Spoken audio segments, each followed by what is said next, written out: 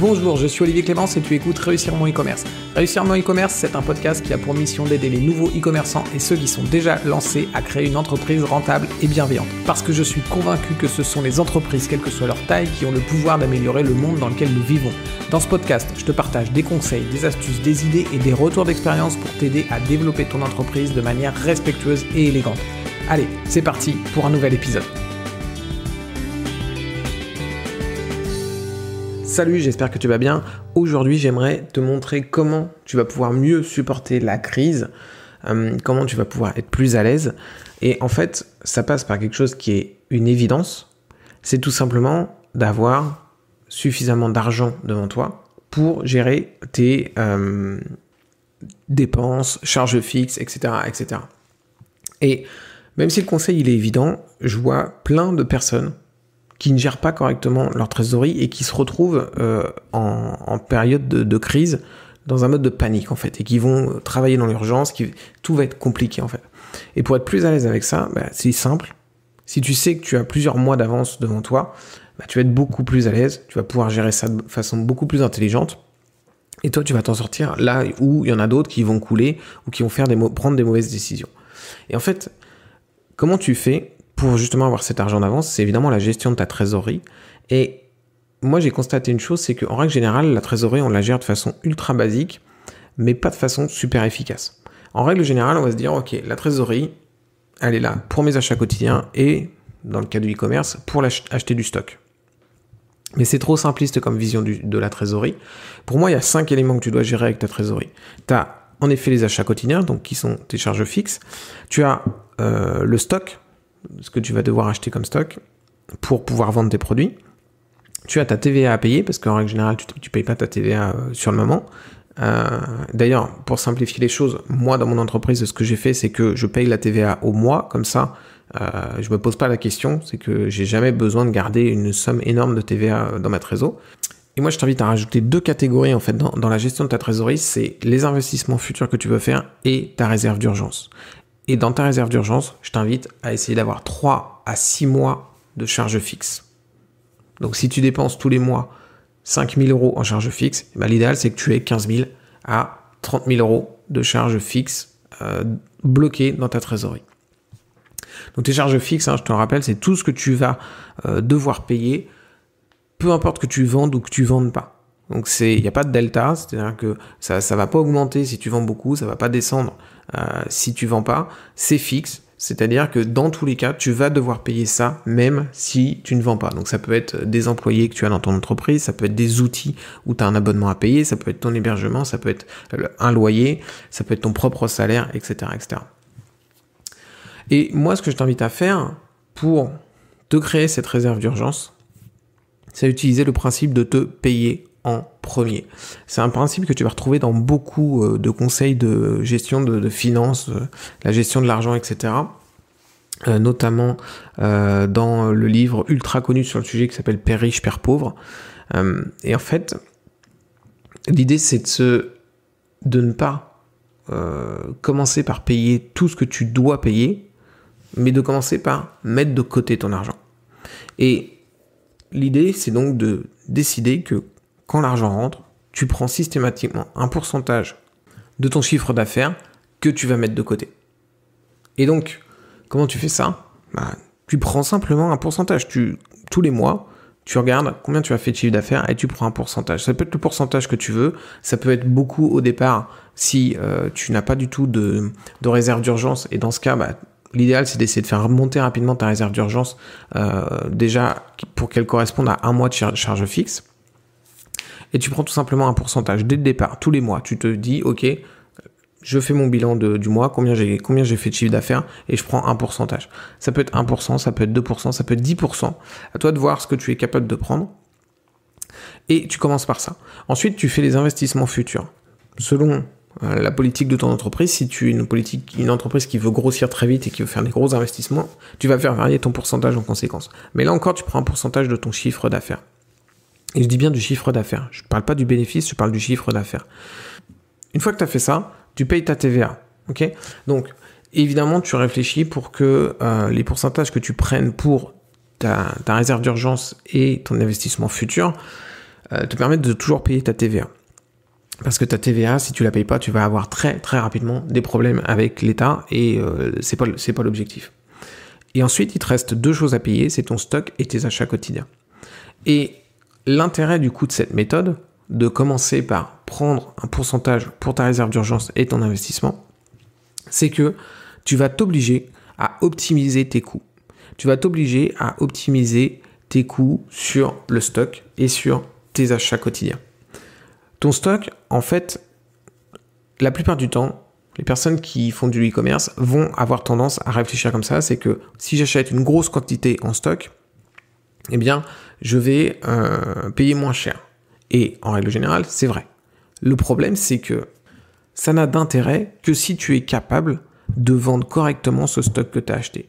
Si tu achètes 5000 pièces, tu exploses ta trésorerie pour acheter 5000 pièces d'un produit, mais que tu mets 2 ans à vendre ces 5000 pièces, et qu'en plus, pour réussir à te débarrasser du stock, tu es obligé de faire des promotions, ton avantage de réduire le prix, tu l'as perdu. Parce que c'est pas intéressant de récupérer ton argent sur 2 ans, c'est trop long. Et c'est pas intéressant de faire des promotions parce que tu as trop de stock.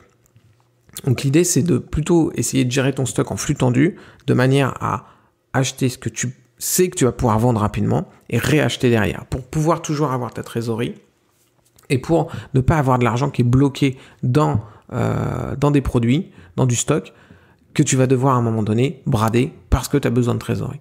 Donc, l'idée, c'est déjà de mieux gérer ton stock et de savoir l'acheter plus intelligemment en regardant bien ce que tu es capable de vendre tous les mois et en achetant exactement ce que tu as besoin avec une petite marge pour ne pas te retrouver bloqué si jamais tu arrives à vendre un peu plus.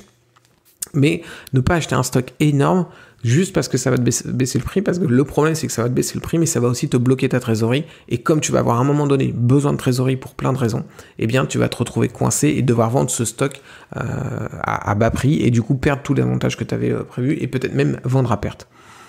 Deuxième chose que tu vas optimiser, c'est tes achats quotidiens. Ça va t'obliger à réduire tes dépenses, parce que tu auras déjà mis 15% de côté par rapport à ton chiffre d'affaires, ou 10% de côté par rapport à ton chiffre d'affaires. Et si tu cherches bien dans tes dépenses, tu as toujours des trucs qui te coûtent trop cher. Tu as sans doute des abonnements à des outils. Tiens, par exemple, moi j'utilise un outil, ça fait des années que je paye 180 € par mois pour cet outil. Et en fait, ce qui s'est passé, c'est que justement j'ai fait ce travail. Ce que je te conseille là, c'est tout simplement des choses que moi j'ai appliquées dans mon entreprise. Et en fait, cet outil, je le paye 180 € par mois, et je regardais l'abonnement inférieur. Tu sais, t'as différents types d'abonnements, t'as 3-4 types d'abonnements, et je regardais l'abonnement inférieur, et en fait j'ai pas besoin de tout ce que j'ai dans l'abonnement que j'ai actuellement. En fait, j'en ai eu besoin pendant un temps, mais ça fait des mois, voire des années que j'ai plus besoin de tout ce que j'utilisais dans l'abonnement que j'avais. L'abonnement du dessous, eh bien c'était ok. Et du coup, l'abonnement du dessous, c'était 89 € par mois. J'ai gagné 100 € par mois en allant dans mon outil, et dans les préférences, j'ai changé d'abonnement. Ça m'a pris 5 minutes. Et ça faisait des années que j'avais pas pris le temps de regarder ça, en fait. Et c'est simplement en faisant cet exercice de me dire, ok, je vais mettre de côté cet argent d'avance, et du coup je vais m'obliger à réduire mes dépenses, que j'ai commencé à regarder, à remettre un œil là-dessus. Et tu peux chercher des trucs comme ça. Typiquement, autre chose que j'ai arrêté, c'est un abonnement que j'avais pris à quelqu'un qui faisait des formations régulières, mais j'ai pas le temps de les suivre, ces formations. Et donc je pourrais toujours me réabonner plus tard, j'ai pas besoin de garder mon abonnement. Donc j'ai stoppé mon abonnement et je le reprendrai plus tard. Donc regarde un petit peu tout ce que tu vas dépenser inutilement, que tu peux réduire les coûts. Ça peut être un prestataire avec qui tu travailles qui n'est pas super efficace, donc peut-être en trouver un autre qui va te coûter moins cher. Ça peut être des choses que tu achètes, que tu n'utilises pas ou qui ne sont pas très rentables pour toi. Ça peut être des nouvelles fonctionnalités que tu as mis sur ton site qui finalement ne te rapportent rien. En fait, ça c'est des choses, évidemment maintenant que tu l'as fait, tu ne pourras pas récupérer cet argent que tu as déjà dépensé, mais c'est aussi un moyen de voir que souvent, on dépense de l'argent dans des choses en pensant sur le coup, ouais, c'est bien. Mais en fait, c'est pas très réfléchi comme raisonnement. Et du coup, on dépense de l'argent. Et un coup, on va dépenser 500 €, un coup, on va dépenser 1000 €, un coup, on va dépenser 200 €. Comme ça va faire une somme accumulée qui est importante. Et c'est des investissements qui sont pas réfléchis. Ça, justement, juste avant, quand tu as fait tous les mois ce travail de te payer en premier, tu as mis un pourcentage pour tes investissements. Et du coup, tu vas pouvoir te poser en réfléchissant plus longuement sur les investissements que tu vas faire et te dire, ok, j'ai cette somme disponible pour faire de l'investissement, comment je l'utilise au mieux?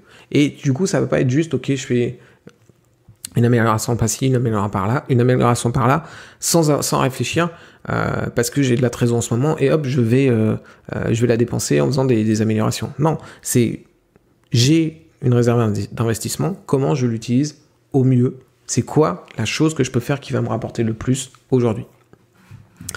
Donc, quand tu fais cette méthode, tu te retrouves à optimiser ton achat de stock et optimiser tes dépenses quotidiennes. Le fait d'optimiser tes dépenses quotidiennes, c'est super intéressant aussi parce que, comme ce sont tes charges fixes, tu vas réduire tes charges fixes et du coup, ta réserve d'urgence, elle sera moindre.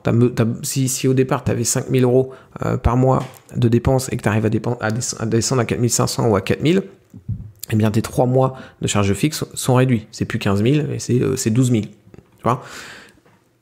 Donc, c'est extrêmement intéressant d'utiliser cette méthode. Et ensuite, comment tu vas gérer la crise quand elle va arriver ? Eh bien, en fait, tout simplement, tu vas... le premier mois, moi, je t'invite à ne rien changer. Parce qu'en règle générale, on va voir des crises là où il n'y en a pas. Il y a des problèmes qui arrivent, une info qui passe à la télé, qui peut nous faire un peu paniquer, etc. Mais là, t'as une réserve d'urgence, donc t'as pas besoin de paniquer. Il y a pas de problème. Ok, donc tu peux prendre un mois tranquille où tu continues à vivre normalement, à faire tes dépenses comme tu les faisais habituellement. Il n'y a pas de poser de questions. Et tu vois à la fin du mois. La plupart du temps, 80% des crises qui vont arriver sont des crises dans notre tête. Et du coup, ce mois tampon, en fait, que tu vas avoir, te permet de faire, ok, c'est bon, finalement, non, il s'est rien passé, on continue, et ça roule. Et du coup, là, tu vas être beaucoup plus à l'aise, beaucoup plus soft, et ça va être cool. Si par contre, ça dure plus longtemps, là, tu peux commencer à réfléchir.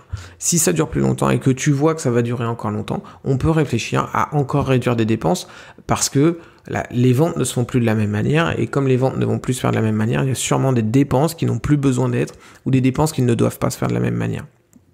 Et là, tu peux essayer de réduire un petit peu plus. Et donc, en fait, tes 3 mois de trésor que tu avais gardé d'avance en réserve d'urgence, ou tes 6 mois que tu avais gardé en réserve d'urgence, peuvent se transformer en 7, 8, 9 mois. Parce que justement, tu as encore réduit momentanément, pas de façon définitive, mais momentanément, tes charges fixes pour pouvoir durer encore plus longtemps sur la crise.